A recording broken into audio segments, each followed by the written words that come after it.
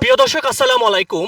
এই যে আলু দেখতে পাচ্ছেন, এই আলু ছোট বড় সবার পছন্দ। এই আলু কিন্তু আমরা সবাই খাই। এই আলু আপনারা দেখতে পাচ্ছেন যে বাজারে এবং মহল্লায় 70 টাকা, 80 টাকা, 60 টাকা রূপ নেয়।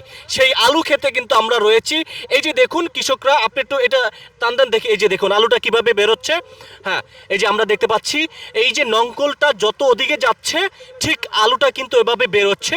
এই যে দেখুন আলুটা এভাবেই বেরোচ্ছে। আমরা এই যে দেখতে পাচ্ছেন কৃষকরা আলু চাষ করে কত লোক সফলতা পেয়েছে। এই যে দেখুন একদম আলুটা কিভাবে বের করছে কৃষকরা, সেটাই আপনারা দেখতে পাচ্ছেন। এবেন একটু কাছে আসেন।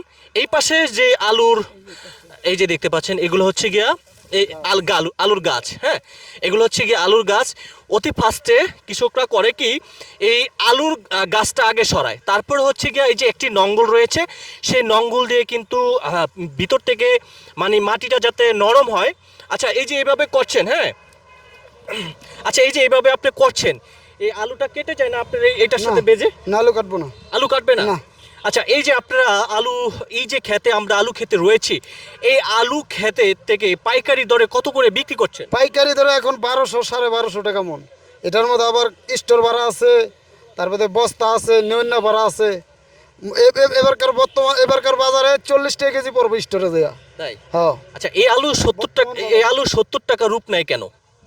রূপ নাই, ফলন না থাকলে রূপ নাই। আচ্ছা, এখান থেকে আপনার যে পরিমাণ আমরা আলু দেখতে পাচ্ছি, এখান থেকে কি আলুগুলো নিয়ে কোলেস্টোরে ঢুকায় তারপরে 70 টাকা, 60 টাকা বিক্রি করে? হ্যাঁ, কোলেস্ট্রল থাকে। কোলেস্টোরে থাকে? হ্যাঁ। আচ্ছা, আপনারা এই যে আমরা এখন যে ক্ষেতটিতে দাঁড়িয়ে আছি, আপনার এখানে কতটুকু জমি আছে? এখানে 18% জমিন আছে। 18% জমিতে আপনারা আলু চাষ করেছেন। আপনাদের অনেক সময় তো বৃষ্টির কারণে আলু নষ্ট হয়ে যায়। আর নষ্ট হয়ে যায় আলু বৃষ্টির কারণে।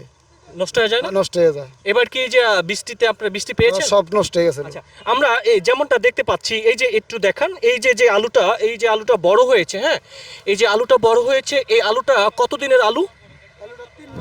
3 মাস 10 দিন 12 দিন। এই আলুটা 3 মাস 10 দিন 12 দিন হ্যাঁ। বয়স হয়েছে। আচ্ছা, দর্শক আপনারা এই আপনাদের এই আলু মানে কোথায় কোথায় যায়? এই আলু ঢাকা যায়, স্টোরে যায়, খাদ্য যায়, এখন বিছন আছে। তাই? আবার আগামীতে বুনুম, উঠি আগামীতে বুনুম তাই? বিছন বলবেন? মানে এই আলুর পরে আপনারা কি চাষ করবেন? আলুর পর ভুট্টা বুনুম, ইরি ধান বুনুম। ইরিদান ভুট্টা বুনবেন না? আচ্ছা, আপনার নাম কি? আব্দুল খালেক। আব্দুল খালেক। আপনারা কি কেমন সাড়া পাচ্ছেন এই আলুর ব্যবসায়? আপনাদের দূর দূরান্ত থেকে কি আলু নিতে আসে? না, দুধ দাদা কোনো লোক না, এলাকার পাইকার আছে। মানে আপনাদের আলু নিয়ে চিন্তা থাকতে হয় না? না, চিন্তা থাকতে না। আচ্ছা, দর্শক আপনারা দেখছেন, না বিকায় চিন্তা থাকতে ওসব নেয় না, না বিকায়।